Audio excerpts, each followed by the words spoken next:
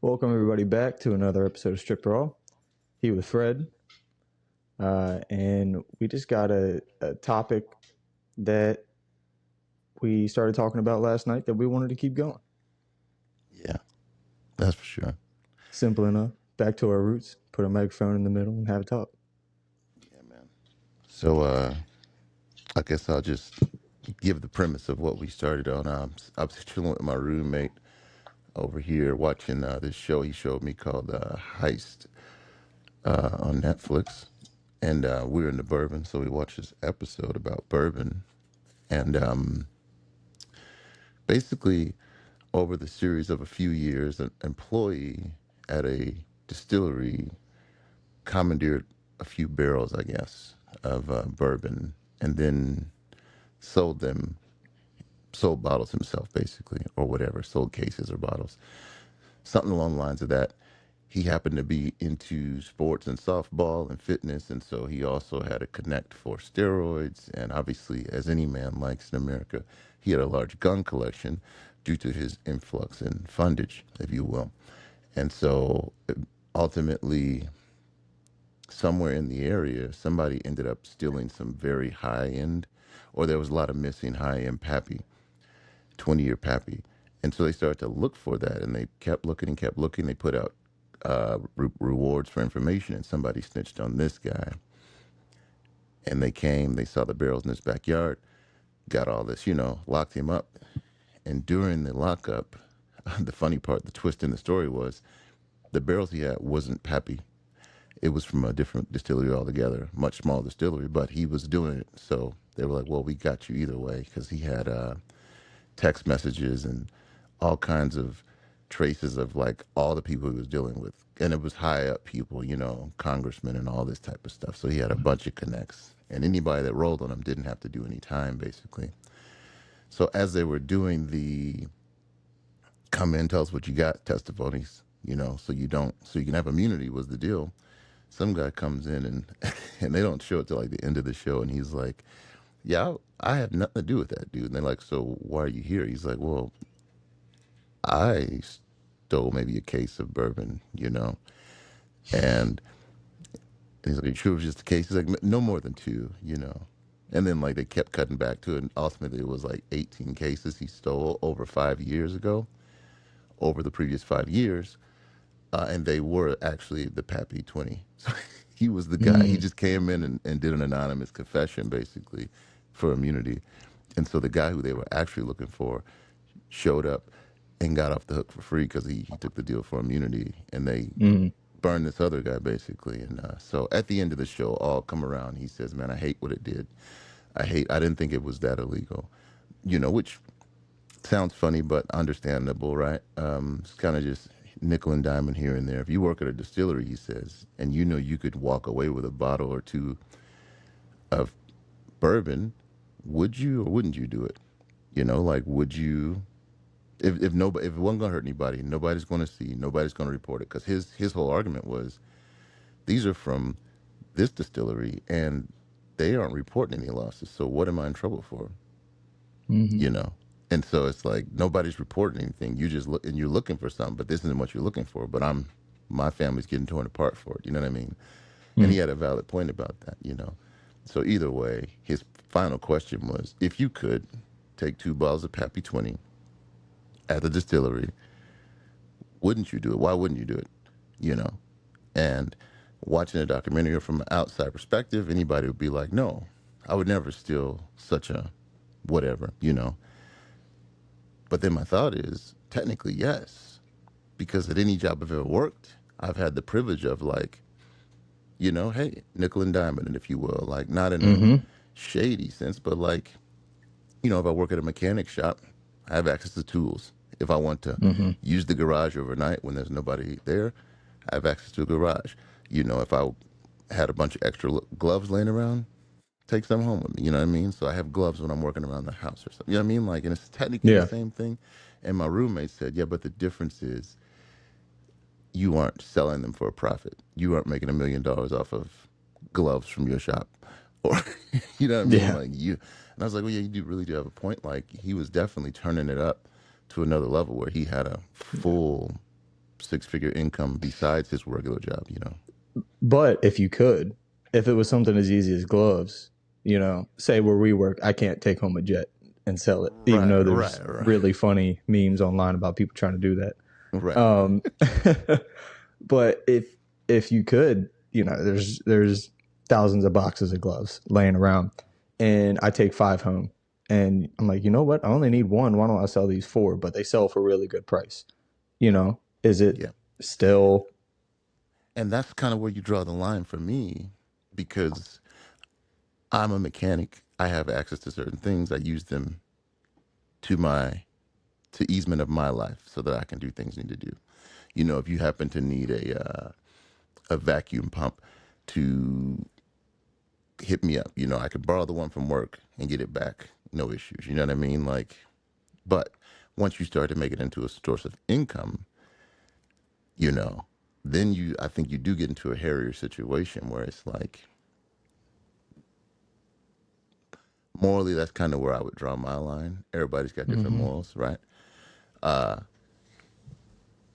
Especially, yeah, it'd be so weird to like literally take from the job, sell it to somebody else, and then go into business doing that. You know what I mean? Yeah.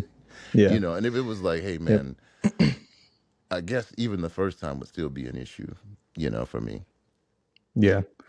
And yeah, I mean, this really wraps around to, and how I framed this when we first started talking about it was like moral guidelines. We could even relate it to the Ten Commandments if this is one of your things, but it's what do you what how you worded it last night is what do you tell yourself you're going to live by? What do you stand on? It's like if I tell myself I'm not going to take anything that's any perks of the job or steal gloves or whatever it is, um, you know, are you doing that or are you taking advantage? And it's hey, hey man, it's what it really got interesting to me, and I'm not going to use the same exact example as we did last night, but um, where your moral bounds are concerning money, if you're going to take stuff and sell it or whatever. Or I Right, know every single guy listening to this has ever heard this scenario or something similar to it, but would you sleep with this person for $1 million? Would you yeah, do this to your friend for, right, what's the price? right. And I'm under the belief that everything has its price. You and I are going to disagree here, and maybe I I'll learn wouldn't, something. But I wouldn't give you a full disagreement. I would give you the yes if you haven't pre-planned or yeah, set yourself up for a. These are questions you have to ask before you're on the hot seat, though. You have to ask yourself these questions. Because now versus 20 years ago, yeah, 20 years, not even 7 years ago, probably closer to 5 years ago, everything had a price. mm-hmm. How much you talking? You know what I mean? And I was like, hey, how much you talking? Where Yep, we at? Let's talk dollars, right? exactly. But now, and this is only honestly, if I had to point to who inspired me to change my view on that, the weirdest thing is it was Andrew Tate, you know, and listening to the way he talks. And I'm like, no, now I would rather be broke and hold on to who I am and what I believe in than get rich quick and have to live with, however big or small it is. Now, there is a caveat, is that if it was for my own gain, would I, whatever, push an old lady over or any extent? No. But for my mother's gain, that Yeah. opens up a whole Well, nother avenue. Yeah. that's a higher Like if price it to was you. like, hey, if my Yeah. mom could receive $2 million for me drop kicking an old lady, it'd be a slower no. Like, A slower no. like, Uh, man, 2 million, she'll be all right. I'll help her out. yeah. Like, Yeah. Well, and I brought this up yesterday as well, but um, when we have these discussions, you're not down at the shop as much anymore, but it's fairly common for Cobra, another coworker, and I to come up with these. Well, more or less, it's the other coworker and I, and we present it to Cobra, but we come up with these wild scenarios, just off the wall, craziest thing you could think of. What's your price? would you do? And I always try and think rationally. I'm like, I try and, because when you say what's your price, it's what's the lowest number you'll take. So that's how I always try and think about it. Everybody always throws out $100 million. So you're telling me you wouldn't take 50 million? And Right. You know what I mean? Like, I would have. Yeah. yeah. Yeah. Yeah. And so we're always doing this thing, and I try every time to drag Cobra into it, and he just will not participate. It doesn't have a price. Like, dude, everything has a price to me. And I think this goes with any value, like you said, if it can help your mom, that's a higher price than for helping you. Um, to me, if there's little actions in the world that I won't do for what I've heard referred to as fuck you money. Mm-hmm. If I can then just live and there's no worries, I don't have to worry about anybody's perception of me or how I got that money or anything like that. To me, that's, you know, it's Yeah. I hear you. I'm playing the game. But and for me, like even having this conversation now over the airwaves has a physical effect on how I feel about myself. That I need to do more work. You know what I mean? Just even like putting the words out there, like the fact that if I were willing to harm somebody else just so my mom could have $2 million, it would be me living like a peasant in a sense. I bought my mom her last three cars. I currently pay her rent. I send her money when she wants food, get her hair braided, anything else. She's being blessed and taken care of by me because she took care of me.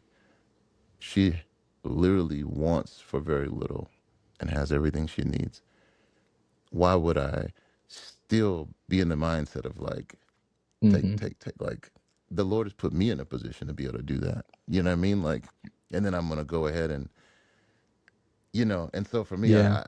I've rewrote some rules even in this last 5 minutes of talking, and now again, if there's no harm to somebody else, like you're saying, Mm-hmm. some, I could see where you're at, but I do believe fast money it comes with a different price. Like if you tomorrow had $15 million or $30 million or whatever else, you would change some things immediately about your Yeah. life. And those changes you make will put you in that other tier to where it's like, okay, so now you have different issues. Because let's not be mistaken in thinking that there's some place we can reach where issues disappear in life. Mm-hmm. So you've just traded in normal working class issues for millionaire issues. Which ones are worse? You know what I mean? Yeah. Not being able to make rent for $900 or not being able to pay taxes on a $2 million mansion. Which one's worse? You know, Yeah. Yeah. you know. Yeah. And But continue. yeah, no, I get what you're saying. And that does me, when you bring up the frame of mind of, will it affect somebody else? I will say usually the situations we talk about, which are are not affecting anybody else like that. Right, right, right. But that does create a whole new, and it's easy to get lost in the conversation. I mean, we just had a conversation, I think it was yesterday, where we ranked each other on how far separated we are from our age, from how we act. And um, it's a it was a pretty hard thing to do because everybody just joins in and is goofy Who's most of the time. what were the rankings? Where did Brandon come? He was right on par, huh? Brandon, Brandon for is like an me, it was different eight-year-old, for everybody. For eight-year-old and me, an eight. was up there with Augie. Uh-huh. Just off pure separation, Yeah, yeah. Um, but but yeah, it's easy to get lost in these conversations, and I mean it's fun at the end of the day, but it does most of the time turn serious, and we start talking about all of the different possibilities and repercussions and everything in between. And the biggest one that I get kickback from, really from anybody, but I'll use Cobra as an example, is that morality. Is like, I don't know how I could look at myself knowing I did this thing for this outcome. Yeah. And I don't know if I have the ability to turn that off, or I don't have, for him it's his son. Um, you know, my son's gonna find out eventually. What's he gonna think of me? I don't have that, but at the same time, I put myself in that situation. Is like, I mean, I get that part. There's women out here who are making millions and millions and millions of dollars doing what that have Yeah, children. Life yeah, goes on. yeah. Truly, there's very little in life of all the things you can do in life that you can't get past with a little bit of time. And, you know, there's a few things that never go away, I'm sure. And mo- morality and consciousness and like your opinion of somebody's, for instance, like, I don't care what anybody thinks about me for the most part. To say that I care what my offspring thinks about me is a very upstanding statement in this society, but at the same time, it's just another person too, right? Technically, I don't care what you think. I'm going to do what I got to do. Is kind of where people are, and in this society, it's less acceptable if you put it in that frame. But at the end of the day, if it's life or death, or if it's just I'm grinding, I got a plan, I got to go this way. The truth is your offspring won't keep you from doing the things you want to do. Hopefully, those things align a little bit better, Mm. so that you can still say I'm a good father or whatever. But I think part of that is still a lot of pride. And pride is a bad thing in most cases, you know? But we find ways for pride to be a good thing. And I don't know if that's a naturally good thing in itself. You know, as I've read in my good word, there's no good man but God in the red letters, if you know what I mean. And Hmm. I took that to heart, and that doesn't mean that I go around being a crappy person or I don't try to do good by people. But I already know where I sit on the line of good and bad people. I'm Yeah. on the bad side, you know. So, yeah, it is an upstanding statement to say, but my kids or this or that. And societally, it does have some weight. But if you can sleep at night, then it doesn't really. You know what I mean? Hmm. I think if somebody said, would you cut off your pinky for $3 million, I would say absolutely. Yes. Yeah, absolutely. Yeah. Gee, unit, baby. I'll relearn how to play guitar. Absolutely. You know what I mean? That's the price I'd be willing to pay, Yeah. especially if it was for my mom's benefit. You know what I mean? But Yeah. it's just kind of there are some things that I would do for some money. Sell a testicle. I'd probably do that depending on what the price is. You know what I mean? Hmm. Things like that. But that's just a logical, like, I ain't using it. You know what I mean? Yeah. I can do To me, without. yeah. I can do without I it. don't need that bad. Yeah, I'd rather Yeah. have that. You know what I mean? And so there is some things that still hit the list. But overall, morally, we have our different lines, right? Which is kind of the beauty of the collection of people, right? Hmm. And what would be cool in 20 years or in 10 years is when you go back and look at this conversation, hopefully, and you think, where have you changed? Because Yeah. surely when I was in your place, I was exactly in that same mindset. You know what I mean? Like, Yeah. and it took a lot of losing to get to a place where I'm like, oh, you know what? I'm all right. I didn't die. Yeah. You know what I mean? Yeah. Well, and you just said it, but the interesting thing that's very evident in every one of these conversations is how different everybody is. And it's it's extra funny because we always try and justify ourselves to each other like, no, this is the right price. This is why. And at the end of the day, it's going to be different for every person. It's whether consciously or not, it's predetermined upon what moral code you set for yourself at first. If I'm, gonna do this thing for any price, if or how important is that to me? If it's something that, oh man, I would never do, but there is a price, it's gonna be a very high price. Hmm. Someone like Augie, who's like, 50 bucks. it's whatever. I do $1,000 in my pocket. Shoot. But it all wraps around to that moral foundation. And it's not, it's something I've thought about, but not really set my blocks in stone. And it's something Mhm. that you made me think about last night, and especially this conversation. But um, actively thinking of that, so that when you are presented a situation, it's not you're just not going off of acting. You're going off of what guidelines did I set myself Right. in the And right state of mind. that's a very important thing, I think, in this life, especially as you break out and you become more and more responsible for things in life. You make less mistakes by your own moral code if you make a plan. And one thing I learned from my older brother was he told me this quote said 70% of a plan is better than 100% of no plan. You know what I mean? Or Mm-hmm. 0% of no, you know what I mean? Like, so you can, Yeah. if you don't plan anything, you can absolutely achieve whatever.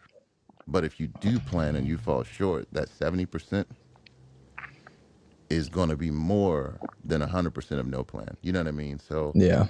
knowing that any plans we set, they'll never go 100% in order.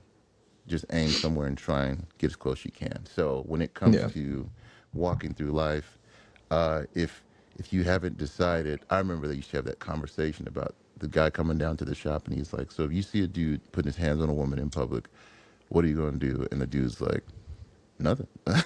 Like, not even, Not my and I'm business. like, yeah, and Yeah. it's like, that's interesting because there's a very big safety proponent in that. Like, yeah, if he's crazy enough to do that in public, he's probably crazy enough to stab me too.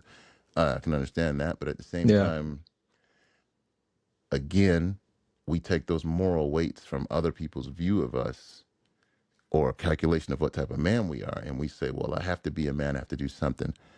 Yeah. And maybe that's a good thing, maybe it's not, because if you go do that and then you end up bleeding out on a bar floor in the middle of Manassas for no reason, Mm-hmm.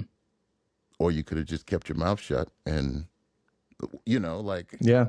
what'd you Yeah. die for? And so then is it a good thing? Your kid growing up without a father type of thing? Like, There's consequences. Yeah. yeah, yeah. This is an interesting scenario because, I mean, he has because how you just described, he has a point, you know, but as I think you'll agree, and I probably got this from you along the way, is one of our um, duties as men, physically and in a bunch of different ways, is to also historically protect women and children, All of or them. guys who can't stand up for themselves. If you're in the position to help and you're capable, I can't wrap my head around why you wouldn't. Yeah. Um, but that's something that I set at a very young age. I'm not sure why. Even growing up, I remember specifically explaining to one of my friends' girlfriends when she came into the group. Something happened pretty soon, and I sat her down. I was like, "Look, you just you just got into a group of 7 dudes who will wreck anything in your way. Like, that's anybody steps to you, you look at us, and we are. You don't just have him. Like, I know that's your boyfriend. He's most important, everything. But we all come with him. You just got an army. So, Yeah. um, I don't know. It just has felt ingrained in my life. Right. And so, in a societal viewpoint, one of the best things about America is that it's not every society shares that idea, right? But, and some would look at it as barbaric or whatever.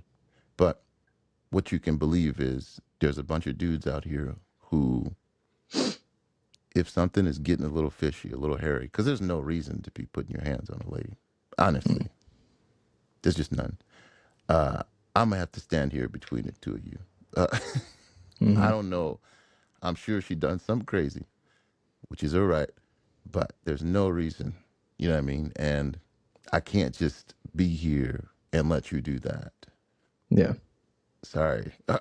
So if Yep. you want to have an issue with me, I'm all right with that, but I Yeah. can't stomach it, you know. And it's not like I run around looking for the opportunity, and I'm not like diving in before I assess the situation. But like if it's going on and it's a commotion, it's long enough. Like, look, man, I just got to come get closer. You see, I can Yeah. smell what's going on here, you know. Yeah, Yep. And excuse me, to me, it's the, like I said before, the ability, the capability of doing that. But I mean, we hear stories. We've both heard some of the same stories within some of the people we know throughout history of, Boss is famous for this topic, and um, to a fault sometimes, maybe like when he sets up the best working people in a specific group, but um, he historically, within our unit has protected girls that come into the unit or especially into the shop and in very specific dangerous situations. And to me, anytime I hear those stories, it's like, and I just don't see how anybody can't feel this way. It's a feeling of like, hell yeah, that's awesome. Um, he stopped, just random scenario. He stopped some girl from being taken by this guy back to his room when she was drunk or what have you, right. whatever the situation may be. Every time I hear one of those, I'm like, that's that's badass. That's awesome. Yeah, yeah. Um, I'm a heavy proponent of. I'm not a huge Me Too guy. I'm not a huge like believe everything women say type of thing. But I'm also, and another term, I'm huge on it not ever being a woman's fault. Do you know what I mean? Because at the end of the day, she's in a situation and somebody takes advantage of the situation. Do you know what I mean? It's never like, no matter what she did, Uh, no matter where, you know what I mean? Like somebody took advantage of the situation. yeah. Yeah. And it's not a fair assessment. I'll give you that. But life isn't fair. So this is where I stand with it. Maybe it was a dumb choice. Maybe it wasn't. But the choice didn't say, I want it to lead to here. Mm, You know what I mean? Like at some point, somebody had to take over and drive the car. You know what I yeah. mean? So, Is that so? Something that kind of came up recently that I was thankful that I learned an explanation is that sometimes you have to handle and settle a situation before you can decide what's right or wrong. A good example, with what you're saying is that your general rule is that past a fault, a woman is never, at fault for a situation she was taken advantage of. And we can handle it that way. I'm gonna scoop you up and save you, do what I need to do. But to me, there's a situation after of breakdown and you can have fault. I took you away from this. Or there's an argument going on in the family and you have to choose a family member. Or, I'm gonna stand by my wife, even if she's blatantly wrong. I'm gonna stand by her in this situation. But as soon as we get home, it's, yeah, you know, it's, could have man, you were fucking up there. Um, that's how I understood pretty much surely, what you said. surely. Yeah. And in a sense of like, hey, you don't correct my wife, I correct my wife. I will turn you inside out, brother. Let's get that clear. She may be wrong. I understand. You don't talk to her. You talk to me. You talk to Hmm. me. Okay. I got you. Okay. That's all I'm saying. You know, because I'm not going to go out there and correct your woman. Yeah. You know, there's a line right there, just right there. It's a little one, but violence will appear. Like Yeah. Yep. let's just be clear about that. You don't correct my wife. I will. Yeah. Mm. And that's what I tell my girl. I say, like, she's out at a open mic night. Even actually happened yesterday, and she goes to one of her girlfriends, and some of the other artists come up, say, "Hey, where's Fred? What's going on?" She's like, "Oh, he's gone." I was like, "Oh, well, we miss him. Cool, cool, cool." And then she's like, and then continue to talk to him, like, "Yo, don't talk to dudes while I'm not there. because now they're going to set up camp at your table and try to like. And I don't know if he's good, bad, or otherwise, but what do you need from him? Mm. What do you open it? You know what I mean? Like, oh well, he went to high school with my friend. That's a lot of information that you should know about a stranger. You know, what's it got to do with you? Be careful out Yeah. here. You know what I mean? Because when it changes, when the situation changes, it's changed, and and I'm not there. Is there? Yeah. No, You know, I think there's a definitely a gray area, and especially situationally, it's easy to say, um, don't talk to guys. But like I'll give a personal example is my soon to be wife works in a extremely male dominated field. So that's something I had to wrap my head around hmm when getting with her was we're gonna have to set guidelines. Um you don't go get coffee or get lunch with one of these dudes alone. absolutely, And absolutely. that's something that but at the same time she's gonna interact with them through the day. I get it. A And hundred they're percent, yeah. gonna yeah, they're with each other every day. It's like they're gonna talk, in groups or whatever about personal lives or whatever, have conversations. I get that. Um, but I think as long as there's set and agreed upon foundations or lines, Right. that's how you move And past. You then, can't have a mindset of don't talk to guys without talking about it because and you're just setting and yourself up.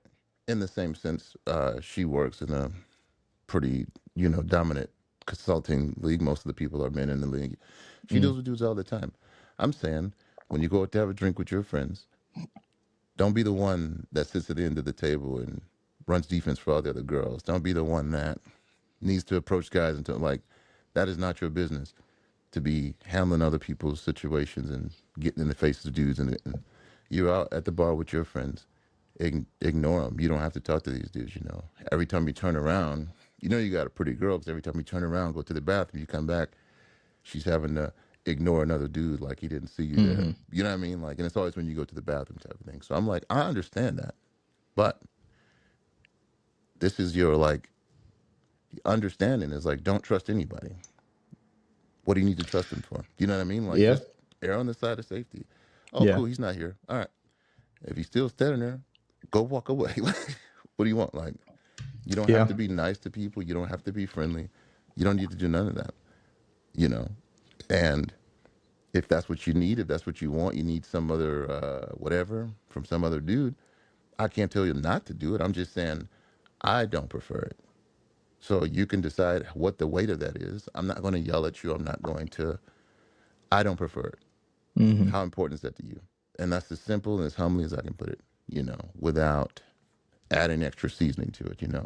Yeah. So I understand my importance to you based on how you handle my preferences, you know. And we've had these conversations. And so she's a super nice person. You got a good heart, caring and anything. And then so what happened is like she asked him about like upcoming gigs or something that might be available. And I'm like, and that's when I was like, all right, well, you don't have to ask him all that. She's like, I was just curious. I was like, I hear you, but now he's lurking around the table because hmm because you keep egging on conversation with him. You're not there to be with him. You're there to be with your girlfriend. So let him go. Yeah. And I think there are situations that unfortunately, um, we as this is said all the time, whether people believe it or not, I do. Uh, we as guys know how guys think. We know how men think. We know how boys think. We especially know how hyenas think. Yeah, And smell one from a mile away. Even when I'm not there, you tell me how he was acting. All right, that dude is he's we know. he's crouched by the door waiting for it to crack open. Yeah, And that's to me the scariest thing in this situation. And like I said, something that I've had to wrap my head around and have a lot of discussion about, um, because there's been plenty of situations and vice versa, that she'll have a conversation or something, and I'm just like, man, this guy is like, I can see it. I can see it you can. clear as day. You know all the things to say. Yeah, yeah. Yeah, he's playing you a song right now that I've heard 1,000 times. Yeah, you know the Um, chords. I can sing it for you too. exactly, exactly. And it's just like trying to make her aware of that, or more or less, trust me when I say, Right. this is what I believe is happening. But it's happened back the other way. There's been times where I think something is completely innocent, and she sees it, and she's like, nah, that's unacceptable. Like Let me she's hit you trying with to kick in that door. I'm like, I don't see it.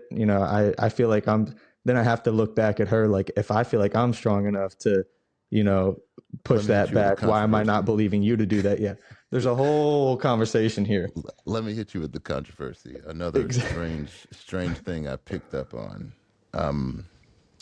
Very, very unfair, but very logical. The threshold for infidelity for men and women is two different places. Can I guess why?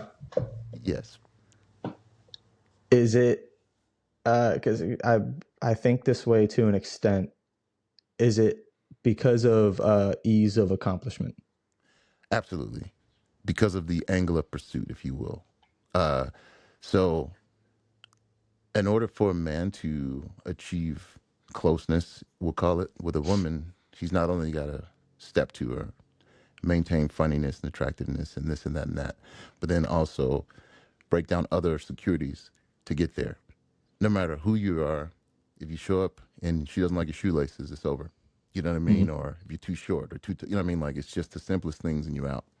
In order for a woman to achieve closeness, she just gotta Show not up. show, not say no. I guess you know what I mean. Like it's just as Yeah. simple, right? So by opening the door, um, a dude is putting feelers out, even if he's saying, because I don't really believe that men and women can actually be friends if they haven't been close.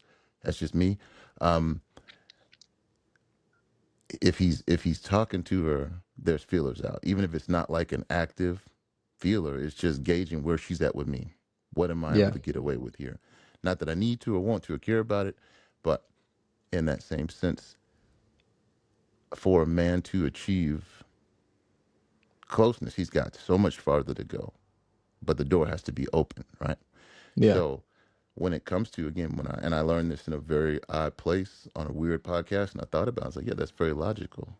I feel that if my girl is opening the door to some other dude, he's got her number outside of professionally, you know, and he can contact her, access her at any point, just pick up the phone and reach out to her and she'll respond back to him. I'm in a sense of like, all right, so why are you open to this dude? Is there something that he can offer you? And she'll say like, yeah, he's got some business I think you might like. I won't. Not if you didn't come to me. I don't know. I don't. Yeah, I don't need your help drumming up business with some dude over there that I don't know. I'm fine. I'm totally fine, and I can't stress that enough. And at the same sense, I don't own you. I'm not your father or your God. I'm here to take care of you as long as you have me. But where I draw the line is, how does he have your number? Why does he still have your number? Why are you still talking to him? Yeah. Maybe you knew him years ago, this, that, or the other. But trust me, you don't need him anymore. Or do you? You know? So, Yeah.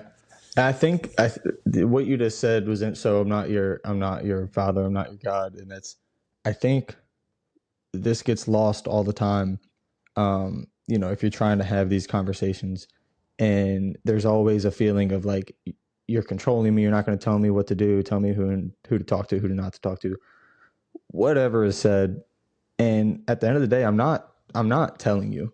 mm, I'm not telling you who you can and can't. I'm saying these are my preferences. These are my requirements to remain the way we are. right. If those can't be met, then they can't be met, and that sucks. Yeah. But um, that's where we're at. I think all these conversations are all the conversations that we have are all about how you approach them. But um, yeah, that's it's not a I'm making you or I'm choosing this for you. It's I need you to do this and understand this to Yeah. respect me. Right. It's a level of respect. And I know women talk a lot about respect. And I know this topic has changed as we shift. But I do believe what women see as respect and what men see as respect is two different things. And for men specifically, I think it's a lot quieter and it's a lot more like I've written. Respect shows up quietly, and it typically happens in times of disagreement. That's when you can show me you respect me. You Yeah. know, you can respect the fact that I want to put you in a helicopter and give you a city tour. You can respect the fact that I bought these plane tickets to fly over here. But can you respect the fact that I say, I don't really like when you do that? Hmm. And that's a good tester, a litmus test for the women. Like, does she really respect you, bro? If you didn't agree with something she was doing, would she say, well, you know what? And I can say my girl do that. So, Yeah. and it's not like I said it once and it's got to be fixed. We have the conversation from time to time. And it's like every time it comes up, I'm not like, yo, I told you this 1,000 times. I don't want to hear you talking about some dude. It's like, no, it's like, yeah, probably don't need to talk to him. And that's how I said it. Like, yeah, probably don't need to talk to him. Yeah. She said, why not? Like, oh, just not my thing. Yeah. She's like, oh, now look, and it was Well, cool. We had a good talk. Nothing got hairy. We had it out. She's like, I see what you're saying. You're right. Yeah, yeah. It's just a thing. yeah. It's just a thing. Yeah. Well, I kind of, because now this has brought up a new question for me, but it's a I'm with little it. off topic. So I'm going to change gears a little bit and then we'll Yeah. probably close out. Also might be setting you up. This might end up a little controversial. Well, okay, if you could choose a a time period or region or whatever of female companionship and a wife, what would you choose? Because obviously generationally it's quite different. Modern times, the 50s, the 1800s, whatever. I go straight back to Neanderthals, man. Cavemen. No, I'm joking. So I was like, all right, enlighten me. I don't know nothing about Club her over the head, drag her to the caves, right? No, that. no. I like I like women in the time where they started wearing those like dresses and going out dancing and like showing ankles a lot. Mm, You know what I mean? They yeah. used to wear those shoes with the little short white socks and like Yep. they had a No, I know they had a exactly. level of like modesty and like I don't want my name to be dragged through the dirt, so to speak. Like I don't want to look Yeah. like that type of woman. You know what I mean? Yeah. Type of women. Yeah. I think that's like the 50s, 60s. Yeah, I would want to say something Yeah. in that area. What about you? Why do you ask? Well, I was more or less curious is why I asked, and I can understand that. That is appealing to me too, for the same reasons as like there was a different frame that's around the time when women were, I forget her name, but the like mechanic woman Oh, animation Rosie thing, and and it's like, Riveter. yeah, Yeah, and women were coming out and like showing that they were strong, but still, um, right, right. there was a foundation of like very basic and easy, looking back, I'm sure it was very complicated, basic and easy guidelines of like women did No, this, men did this. That is appealing. remember you had to talk to the father. You know what I'm talking about? Like I love that time frame. Like You you still can't do, just man. take my daughter out. You But still do. now like the father lives on the other side of the country. Like you Yeah. know what I mean? It's different now. You've been Yeah. dating for 6 months before you meet the dude. But like Yep. it was such a level of tradition and family still held up. That was back when we had, like I like to say, we used to have front porches. Now we have back patios. That was Yeah. a time when the whole neighborhood looked out for the neighborhood. That was Yep. a time when a single income could support a household. That was a time when, but then again, there was the beauty of the fact that women were starting to step into themselves and realize, Hmm. I'm more than just, and absolutely. Yeah. Um, Um, so I do, that is appealing to me, but I think I I would prefer where we're at right now. Um, go down the whole rabbit hole of you know what was happening to the women back then from bad dudes or whatever. But more or less is for me it's like the diamond in the rough theory. If if you are able to find, and especially if you're able to find and convince to like you, a a woman of, that caliber um that still respects you in a household, and expects you to go ask her dad before you ask her to marry you, and all these other things. To me, that's a lot more rewarding in this time frame than it was then. I thought the question was which woman, not where we'd rather be. No, no. So what? Yeah, where would you rather be? I guess. Well, so then again, as a man, the time I'd rather live in would be back when there was the Wild West and there was outlaws and there were city limits and there was, hey, you don't do that inside of my city type of thing, or we'll shoot you. I appreciated that. Like, you're an outlaw. You don't live in the city. You don't get to stay in the city. You can't come around here. You live between the cities. You know, I always respected that type of lifestyle. You know, but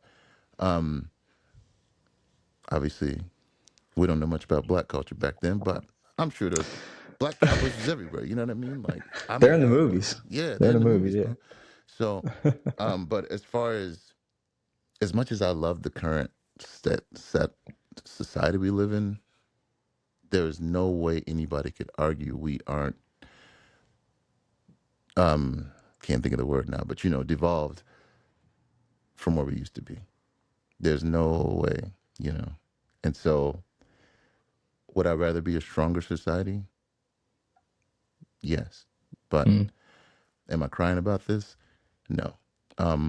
The luxuries that we have now, it becomes a noble statement when you get off of social media for a little while. You know what I mean? Like it's like, Yeah.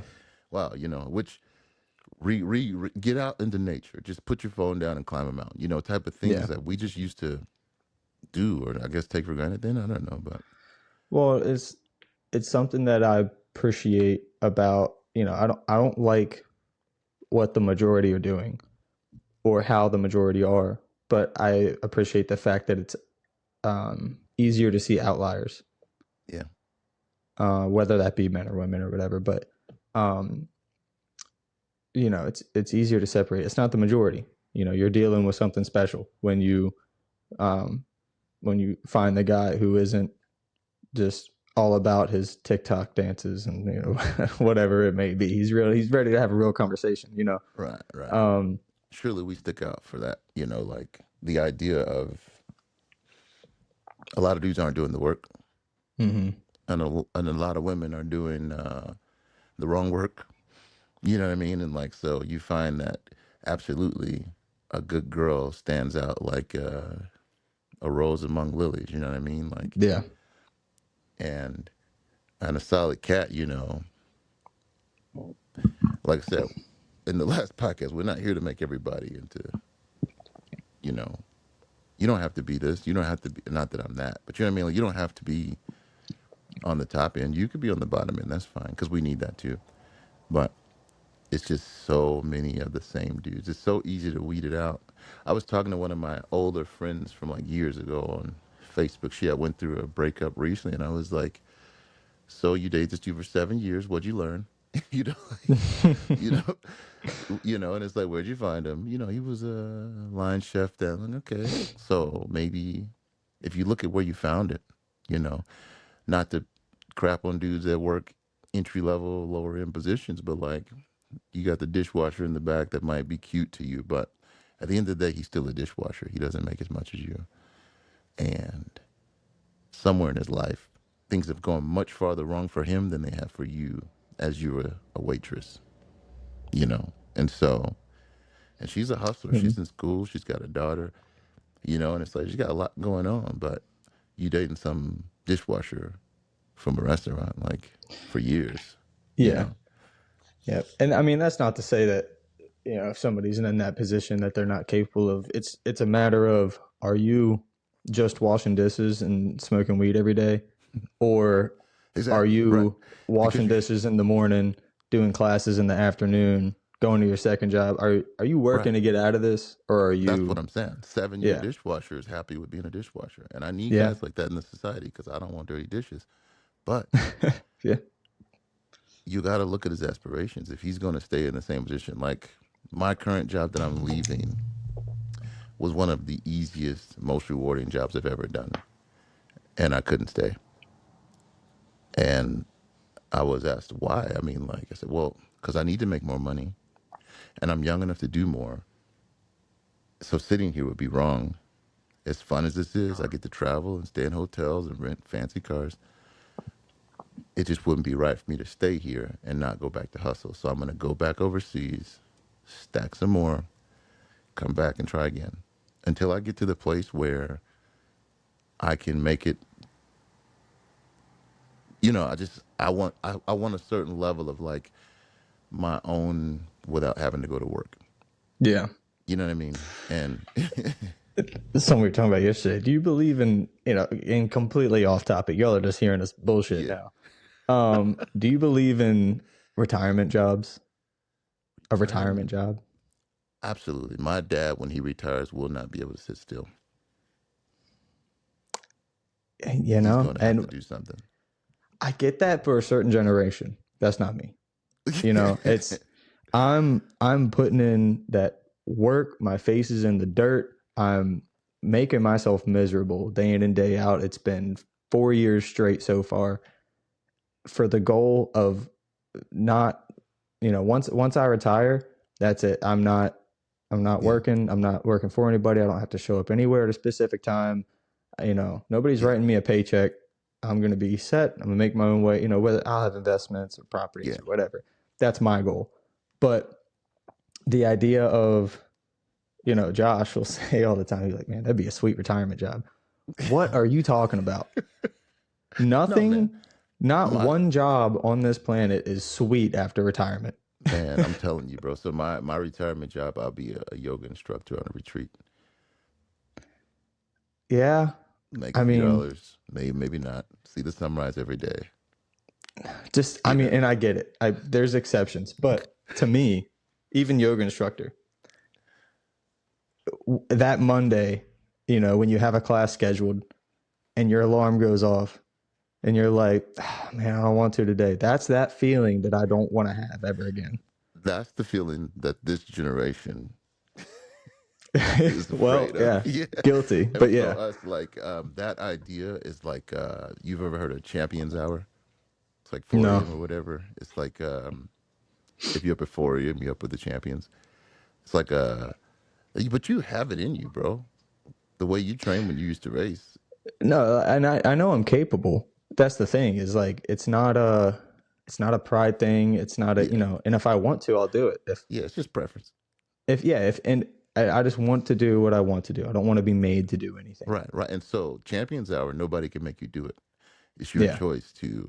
I'm going to go to bed at an hour that I get enough rest to wake up at 4. And if I'm up at 4 and nobody else is up, I might as well go for a jog around a quiet neighborhood. yeah, And after I get back from my job, I might maybe get into my book a little bit, read a little bit, yeah, write a little bit, maybe stretch. And now it's 7 a.m. and I've already done all the things to do for the day yeah. because I was up for What? Champions Hour. And look, that sounds Nobody wonderful. told you to That do sounds it. appealing to me. That sounds awesome. But given this lifestyle that I'm in Yeah, right but you're now, I burning can't at even both ends. imagine. Yeah, you're burning at Yeah, both ends. Yeah, I've I been there can't before. even imagine, just having a job or even like a part-time job. And it's like, there's so many instances of I'd rather be doing this than go to work. Augie always says, but you're going to get bored. Once you get bored, how am I going to get bored with life? And why is the fix to that working for somebody? Well, it wouldn't be for somebody. It would be for yourself, Yeah. and which is harder than working for somebody sometimes. But you will. I know. I believe when you are 60, you 40, hopefully. won't. I'm just saying. Yeah, obviously, yeah. But when you're 60, I don't see that you will be the type of guy that just wants to wake up and do nothing. And No, so if you're no, gonna not by do any something, means. right? So if you're gonna do something, why not make it fruitful in some way? Even if it's volunteering, teaching kids how to ride, or building a Yeah. track and hosting races or something Yeah. on the No, and I'm sure farm. I'll, You know what I yeah, mean? I'm And sure that I'll would do be your things. thing. Yeah, and that'd be your retirement job. I make Yeah. $45 a week hosting races for kids. Yeah. Don't need it. I just do something because you're the It's what type you of man. classify as a job as well. That's Yeah, what we talked about yesterday. yeah, But, yeah, yeah. to me, but right now, if I retired tomorrow and it was like, all right, go, like, what are you going to do for the next year? You have to pick one thing. I'm going to Hawaii, give me enough Surfing money to eat every and day, and surf. and I'm surf. I'm just hanging out on the beach, surf, go do things, meet people. I'll go snorkel every single day, and Yeah, that's good for me for a year. A year might, by the end of that year, I might be, wanting to try something else. But to me, it's like if if I want to wake up at 4 p.m. and go surf one day, I'll do that. If I want to wake up at 4 a.m., go for a run, and then go surf, I'll do that. But yeah, I don't want to have to dread of another Monday morning. It's like, man, I yeah, can't go surf because I gotta go yeah. teach these kids to, whatever. So your retirement plan is to start your work week on Tuesday. I feel you. Yeah, no, that's what I Yeah. do right now. So it's pretty much retired at Yeah. this point, right? Mm. You living good. Yeah. So rounding back to the original thing, just before we sign off, it is Mm. about establishing the plan of preferences and Moral principles. foundation. Yeah, moral foundation, right? So don't forget that. Like, you do need to think about what's your price. Are you a man that can be bought? You know, Mm. yeah. Mm. That's a good way to frame it. Can you be bought? Mm. And if no, then make sure you double down on that. And if yes, make sure you get some good money out of it. You know, no, Yeah, neither way is wrong. Neither way is yeah. wrong, but except for how you see it. There you go. Mm. All right. Thank you guys for listening. Comment, like, share, subscribe, all that good stuff. If you want, if you can, help us out. We're just trying to reach the right people so they can hear some things that might help them. And yeah. All right, Fred. We'll see you Solid. later. See you, bro.